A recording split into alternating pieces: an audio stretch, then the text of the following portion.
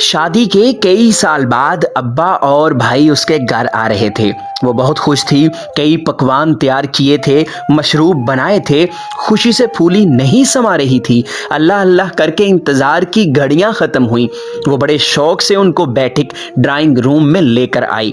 باپ نے اس کے سر پر ہاتھ رکھا، بھائیوں نے بھی حال چال پوچھا۔ وہ جلدی سے ٹھنڈے مشروب لے آئی۔ نا پتر، باپ نے دیکھتے ہی کہا، ہمارے خاندان میں بیٹیوں کے گھر کا پانی بھی حرام سمجھا جاتا ہے، اسے واپس لے جا، ہم تو تجھے دیکھنے آئے تھے، بس اب چلتے ہیں۔ یہ کہہ کر ابا اور بھائی واپس چلے گئے اور اسے وہ دن یاد آ گیا جب وہ دلہن بنی بیٹھی تھی، کمرے میں اس کی سہیلیاں خوش گپیوں میں مصروف اسے چھیڑ رہی تھیں کہ ابا اور بھائی آ گئے تھے۔ دیکھ پتر، ابا نے اس سے مخاطب ہو کر کہا تھا، ہمارے خاندان کی ریت ہے کہ شادی سے پہلے بیٹیاں اپنی جائیداد سے دستبرداری کرتی ہیں۔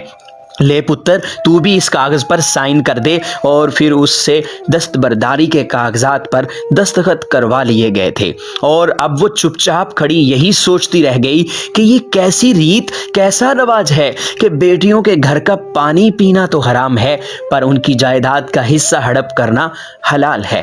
بہن، بیٹیوں کو وراثت میں حصہ دیجیے، کیونکہ یہ انسان کا نہیں بلکہ قرآن کا فیصلہ ہے۔